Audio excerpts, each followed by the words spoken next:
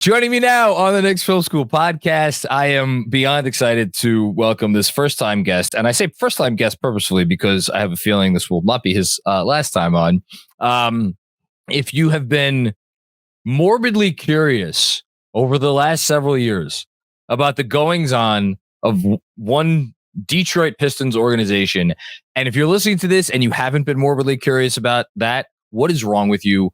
Like, what you need to re-examine the choices in your life, because nothing in the world is more interesting than the Detroit Pistons. You know who this person is because he has somehow managed to cover that team with aplomb, and now he's here to cover a different team, still for the Athletic. Hopefully with a better record. We'll see. James Edwards, what's going on, man? How are you? I'm doing well, John. I appreciate you having me. Yeah, I have a running joke. Well, I haven't really, it's an internal joke. I haven't even verified it, but I may have the worst record in beat writer history. There's a chance. Definitely worst win percentage. Keith Pompey out in Philadelphia, he went through even leaner years than me, but he's also had some big years as of late. So I think I might have him beat.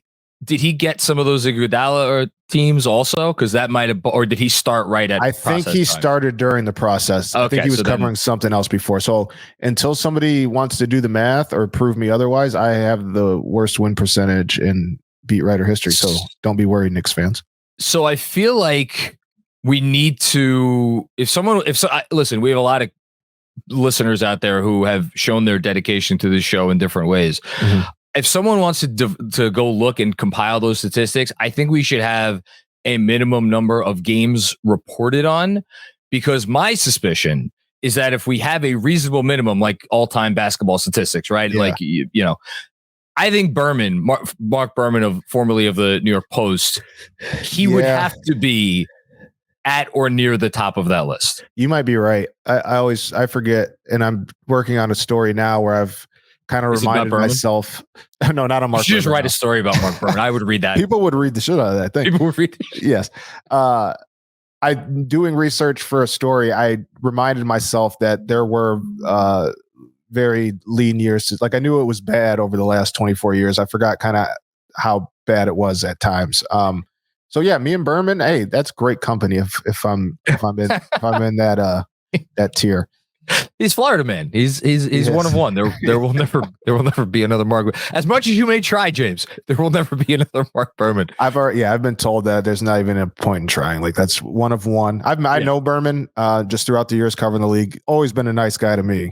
But I've enjoyed his process in our profession. Not to say that he does the job the wrong way. He's just unique in the way he does it. I've had a few memorable train rides, Long Island Railroad train rides back from the Garden with Berman. He's a good guy. He's good people. Yes, he is a good guy. I don't know how we got talking about Berman. So yeah, I mean, you talk about the lean years. I wanted to spend more time talking about you. We'll do it in another episode, but we're pressed for time. I would, because the Pistons have not been good. I don't know that they ever, for me as a fairly impartial fan, have descended to the level of like embarrassing in as much as 20 whatever game losing streak is not ideal. Yeah. But there were some issues there, but when it was the worst here, man, it made you feel bad about yourself for rooting for this team, as you were continuing to proactively make that decision. Right. And it was like they were doing things to almost rub it in your face. I don't know that the Pistons were ever to that level, unless you want to disagree with me. I would say, I think Pistons and Knicks fans are more alike than they care to say. Because I think if I ask somebody in our equivalents in Detroit, they feel the same way about you. Like last year, it couldn't get worse than 17 wins. Well, somehow it did, and they got 14 wins and 28-game losing streak, right? I think that the biggest difference is, while Detroit has a massive fan base, and like New York, it is a legacy franchise, the New York fan base is bigger. It's New York, right? Like it's more people. It is what it is. I think what it comes down to is kind of what you were saying, it's just what you're entrenched in. I could understand, Knicks and Pistons fans should feel the same. They've been the butt of jokes for for the Pistons, haven't made the playoffs in like 17 years. So it's close to 2 decades. They have been the butt of jokes, but you look on paper and historically, they're 2 of the greatest franchises to walk the earth. So they are far more similar than I think they care to imagine. And there is I'm sure there is a little bit of, I don't want to say jealousy, but where the Knicks are is far more, there's more to believe in right now than where the Pistons are, although they do have hope that things are heading in the right direction. It's a different type of hope as in comparison to what Knicks fans have right now. Yeah, and the funniest part about it for me, and I'll be the first one to stand up and say at like when Leon first took the job here and hired, I'm a big Tibbs guy, and I like, nobody loves Tibbs more than me, but when they made that hire and like when they went clearly early on with the direction of the roster that they went, I wondered openly, I'm like, man, maybe this is your gimme year. Shouldn't you be pivoting into a tank? Yeah. And I looked at Detroit and I looked at what they were doing, and I'm like, man. And then when they got Cade, I was like, see, that's why you tank. And now we're sitting here and it's whatever, entering year 4 of Cade, and it hasn't quite worked out. On your end, I'm curious, before we get to some Knicks talk, which I promised we were getting to, what's been the biggest change for you? I know it's early on. You've only been on the beat for a little while, but like, what's been the biggest adjustment? From a, I assume you mean from like a work perspective, not a life perspective. Yeah. Either one. I trust me, our listeners will be interested in both. I promise you. Yeah. I mean, from a life perspective, like I was born and raised in Michigan, from Flint, Michigan. I was blessed enough. So I went to Michigan State, worked at Lansing State Journal after that, and straight to the Athletic, where I got to cover the Pistons. And I've done that for the last 7 years. So I've been blessed to work at home near family and friends and do what I love to do. And so this is my first time living out of the state. So that has been an adjustment. It's been great so far. It's starting to feel like home, which is awesome. Massive. That's cool. It's been less than a month, so that's great. And I'd say from a work perspective, and I was telling somebody this the other day, there's 2 things. One, I don't think people care too much about it in terms of how the Knicks handle media is different than in Detroit. I mean, they're so welcoming. Did they give you a gift basket upon arrival at Tarrytown or whatever? They did not, they did not. But I want to say they're good people.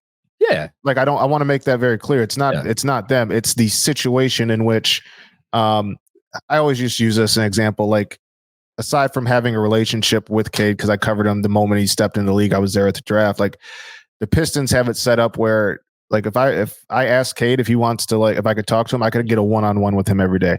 There's stuff like that. They bring you players to talk to after practice. It's not really a free for all. It's just different dynamic, right? And that's stuff people don't care about. That's my job. But I would say the expectations are something I'm not used to, right? Like, of course, Pistons fans have had seasons where they turn and like, okay, I think this is the year we turn the corner. I think this is the year we erase 24 years of putrid basketball. Like, this is life for some people, like literally a life-changing season. So you feel that, even though I'm not from here, I'm a historian of the game. I have, I believe, a good pulse on how to handle people and to kind of extract those emotions. And I walk away from my experience so far as like, these people really care. And this feels like a life-changing moment in a lot of people's lives. Okay. I'm going to try to pull a bunch of threads together, and I'm probably going to fail miserably, but I'm going to give it a go anyway. You got this. I wanted to transition to your Dante story and talking, which was amazing. Like, and I want you to tell the Buddy Hield part of it, because I was reading that. I was like, this is awesome. But I was thinking to get to it, I'm like, well, have you gotten a sense, like, being around the team, like, so far, how the upheaval, and I think that's an appropriate word to use, has affected them. And then just now you brought up the expectations of the fans, and an analogy just popped into my head. It's like fans have been, it's like, I don't know if the timing works out perfectly, but like, a little girl might first think of her wedding when she's like 6-7 years old. Well, now she's 32 and the day is here. And at the last minute, she gets an opportunity she finds out like the wedding venue's been changed and like the band is different and the entrees are different at the thing. And allegedly it's all probably going to be better. Might be better. Probably there's promising, right? Yeah. You could argue, but it's not what you signed up for. It's not what you have been like. It's like slowly and surely, and then boom, boom, boom. Yes. And I think that's why there's this like extra added something that is just like in the air right now. And I don't know if you feel it for sure. Which now I'm going to bring it back to Dante, because Dante was like, he was such a sure thing. He was only here for 1 year, and yet he was the surest thing in the world. Yeah. So I'll ask you, like, how do you think they're adjusting to the loss of a guy that you profiled so well? Well, I appreciate that. I think the jury is still out. Like, first and foremost, I actually think the bench has been pretty good in preseason. Great last night. Yeah, they were great last night. Like, campaign, I think, has been solid on both sides of the floor. Tyler Kolek is like, his feel is like he's wise beyond his years with his feel and as a lead guard and getting guys involved and getting to his spots. Precious had a really good game last night, and he's shown, like, we could go down the list, right? But this is my thing when it comes to trading Dante and Julius, and I would actually like to get your opinion as somebody who has followed the pulse of the team far more closely than I have in recent years. I'm not saying that the people that they've acquired over the last few months are not dogs. I'm not saying that. I know that Julius and Dante are dogs. Yep. Right. And I think with where the Knicks want to go, you need the dogs to bark. And I think that's where fans are. I think that's where a lot of all this kind of looms is like, okay, if we're going to get to this point, I think fans just want to fast forward to the postseason. I was about to say the Eastern Conference Finals. Yeah, no, seriously.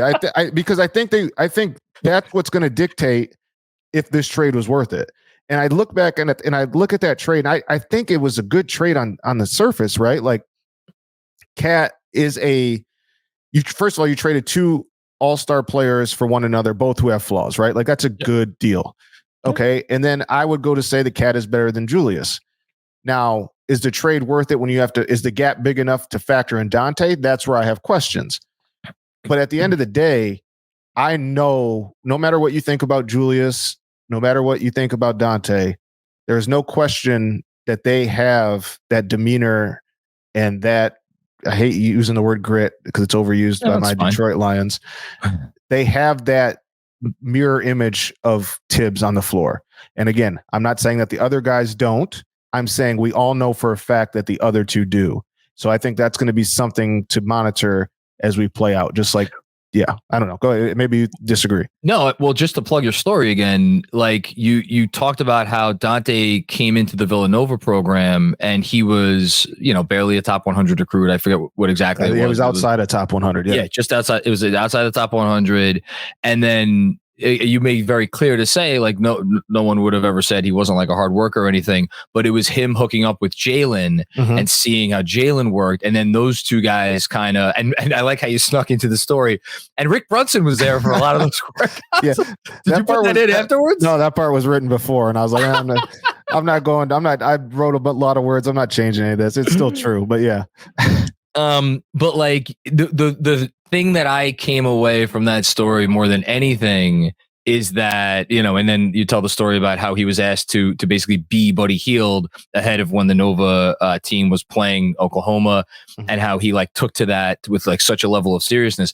Like you can't, and I'm a fan of the trade, but you can't just say, all right, we're going to send this guy out and it's going to be fine. Yep. Because, he was probably only going to play, 22 minutes. And I don't know if that's true or not, but like, whatever. Right. There's different justifications you can make, right? We needed a center. He's not a top 70 player or whatever he came in, right? Yeah. But we can survive without him.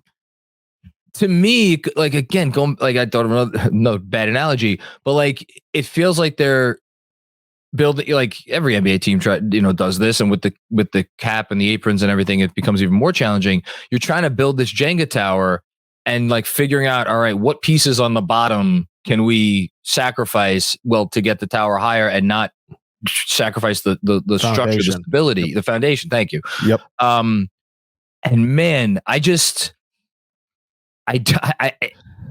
thinking about what he meant and how he is, and seeing how fiery he was for the Wolves the other night, and then hearing, I think John Krasinski, who reported maybe the day or two after. So I think it might have been a tweet basically saying like the Wolves are like head over heels for top. What do you say? Like top to bottom of the organization. They wanted him for a while.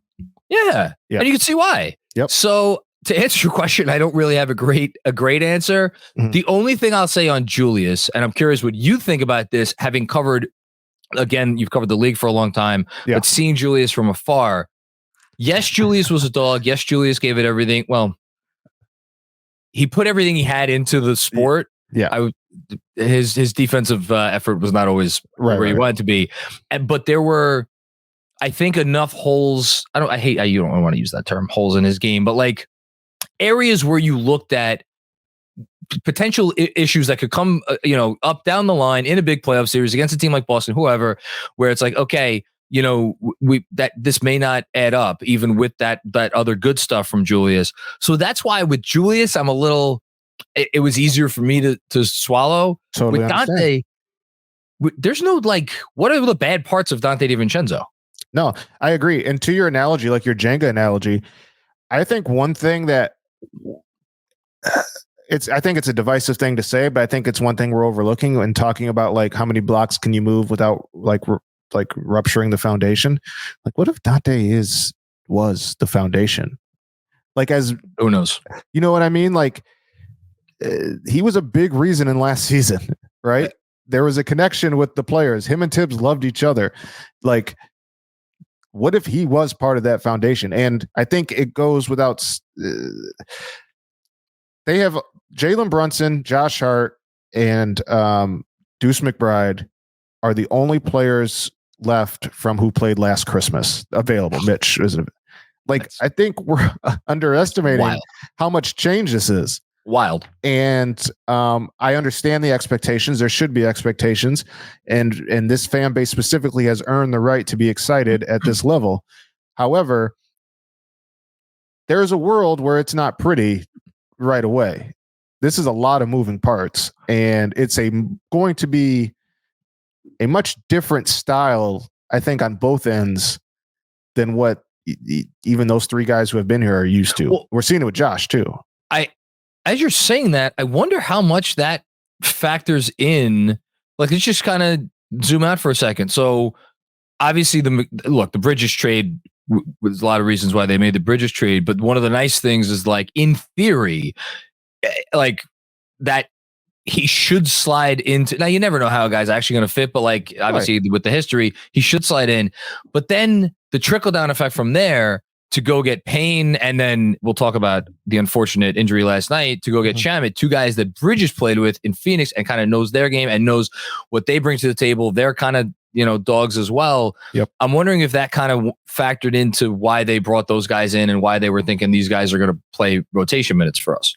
I think that is fair to say. I think there is a lot of hope and belief in Deuce McBride to help fulfill some of the Dante role, right? And you saw it last year, but it's big shoes.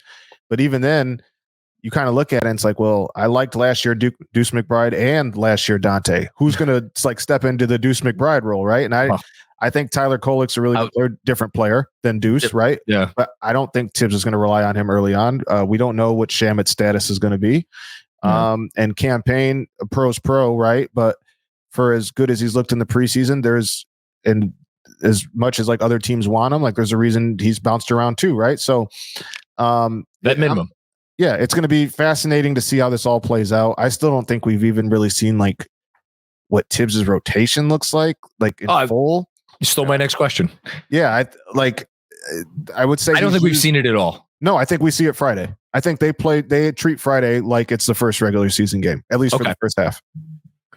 I was hoping you'd say that, because I'm like, I see people making assumptions about this and that. I'm like, he's not going to play 5 subs at the same time. No. Like, he's never done it. He doesn't want to do it. He was very obvious about the fact that he doesn't want to do it.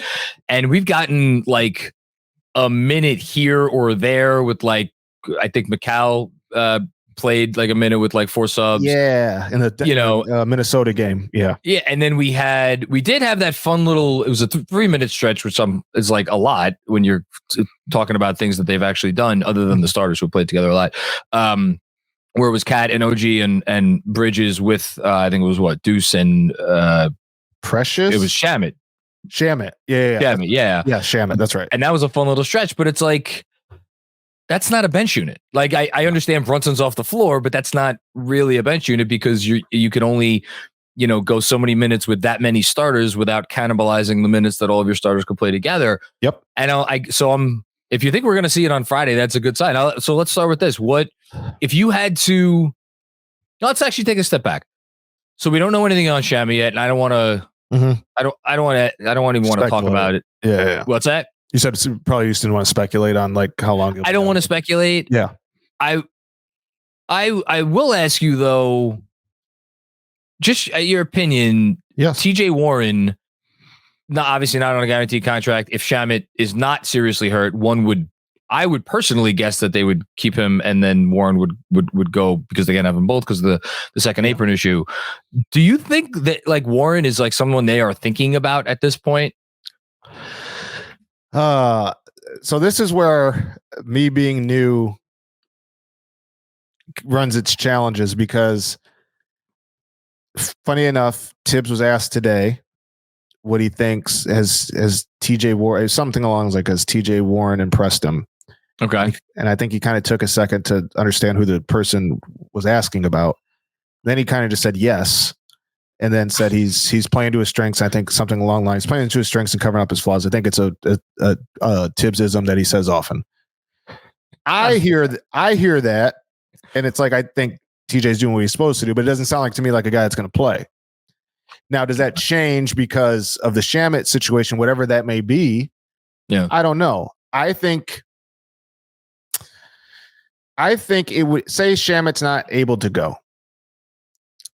And maybe it's hard to say, like, if he's out a month, do they keep him? If he's out 2 months, his contract's not guaranteed till January.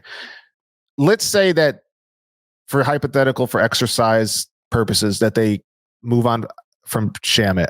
I say that they go sign somebody else. That is not currently with the organization. Yeah, like they see who gets waived. I think they go see who gets waived and go that way. As far as the rotation, I think Tibbs goes 9 guys. Yep. And this was our pre-Shamit injury. I thought he was going 9 guys. I think he was going to go the starters. I think he was going to go Precious, Shamit, Deuce. Me and Fred differed on Payne and Sims. I thought Sims would get the 9th spot. He thought Payne. I think the preseason probably suggests Payne, but and you agreed on Shamit. Sorry, did I miss that? We agreed. Yes, we agreed on Shamit. Pre-injury. Yeah, okay. Pre-injury. I think Sims, because I think the starting unit is not the biggest, and the bench unit can kind of fulfill some of that like meat and potatoes with Precious and Jericho. And then you play Deuce as kind of the on-ball guy. You're probably going to have Mikal out there or OG. I think they lean that way. I think Cam has made a good case.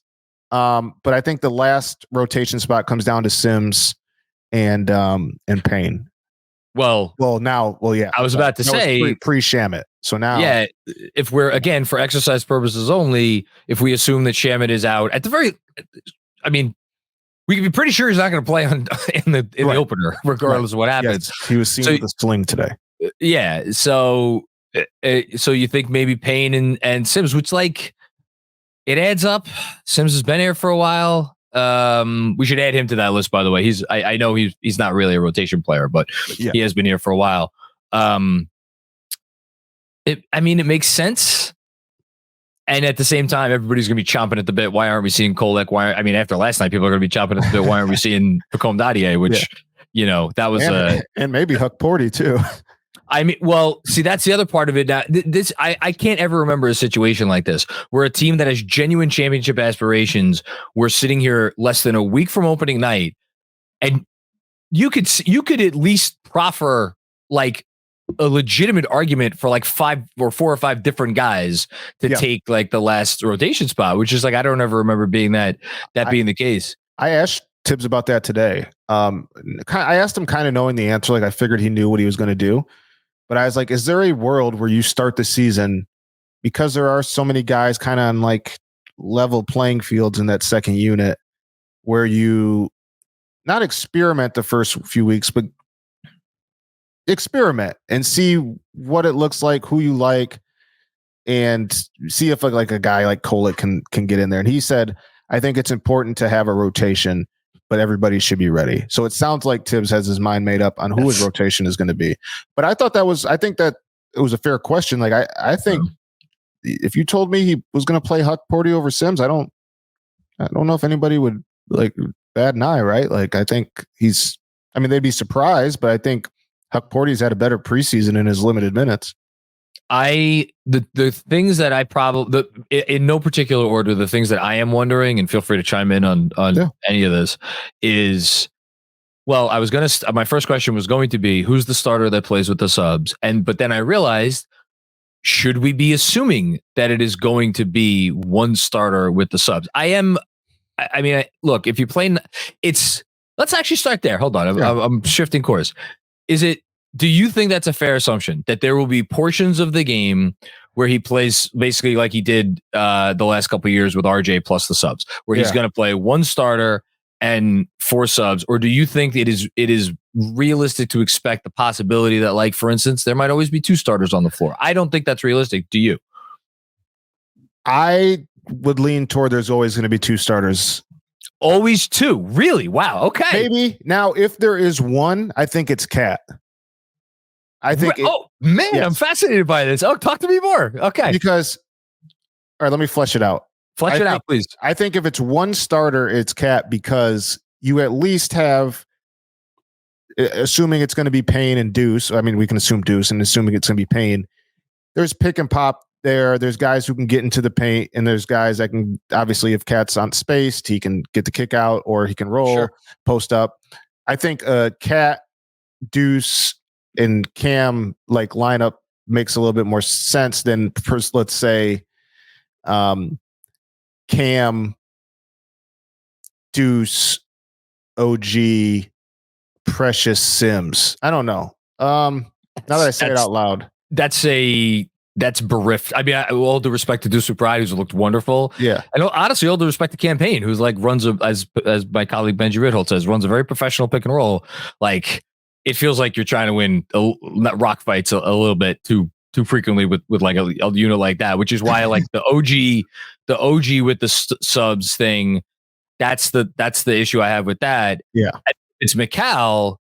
Then it just feels like you're small, because essentially you're probably going to have Bridges at the 4, right?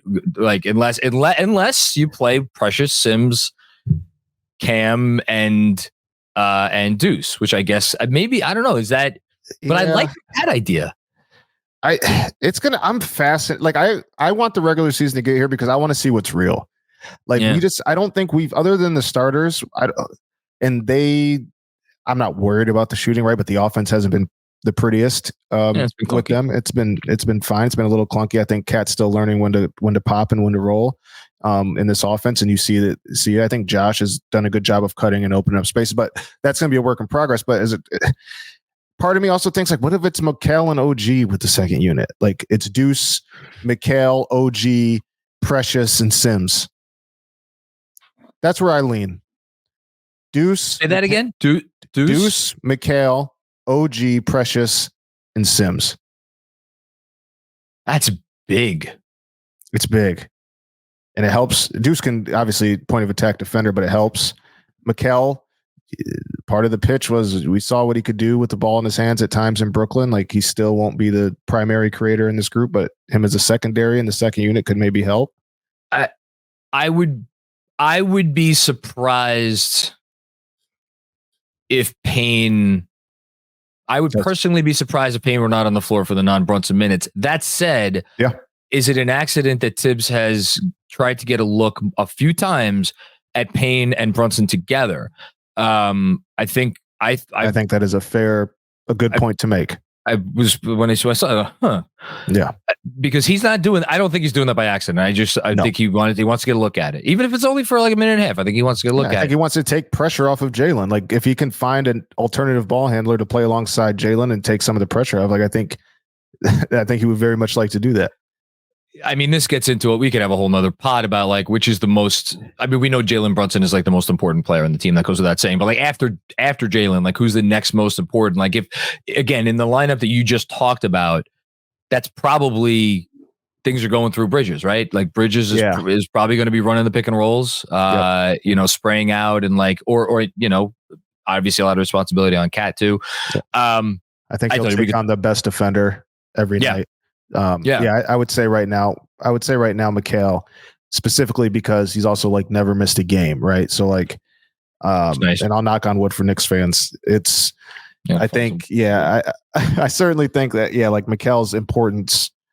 I don't know if it's been downplayed in the preseason because it's a preseason, but like I think you see Mikal probably play the most minutes on the team.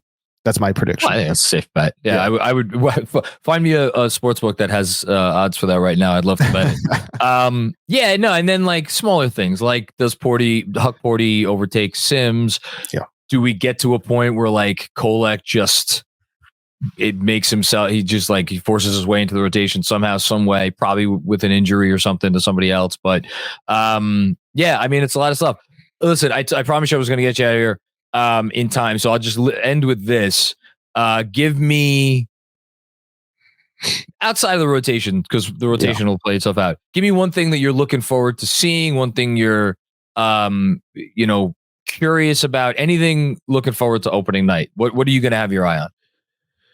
Oh man, there's a few things. I'm very curious to see how teams attack New York defensively. Like I expect teams to spam Jalen and Cat in the pick and roll and make them guard that. Try to stay away. Try to get Mikal and OG out of as many defensive actions as possible. I'm fascinated to see how that works. Secondly, when the shots start falling from three for these starters, can this offense be the best offense in the league? Because I really think it can be.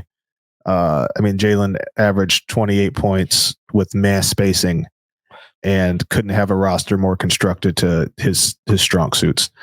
And then thirdly, the rotation. Like Tibbs, to me, like you mentioned, there's maybe been a minute and a half in preseason where we've seen the real thing when it starts trickling out starters and bringing in bench players. I don't think we've seen it a lot. And we know he's very much in love with his rotations. We know he's very strict with his rotations. And you get past the top six guys, and there are question marks in terms of how much can they contribute to high-level winning. So how much does he try to diminish their use? And how much does he, I don't like to use the word overuse because they get play basketball. How much does he lean on his starters, right? So nothing that I don't think any other person is interested to see. I'm just kind of ready to see what the real thing looks like.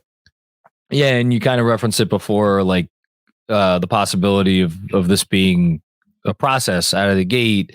Like I don't have to tell you, the first 10 games are no picnic. So yeah, and again, this is something maybe I don't know how cognizant you are of it, but like they have not always gotten off to the fastest starts under Tom Thibodeau. It's been. Yeah, it's been an issue even last year. I mean, last year was like brief. It was. I think they were 5-5. Yes. Maybe 4-5, 1 point, something like that. But they like started off 2-4, and then they kind of sort of righted the ship. But anyway, James, this was great. Again, like I said before we started recording, I hope the first of many appearances by you on the show. Man. That's awesome.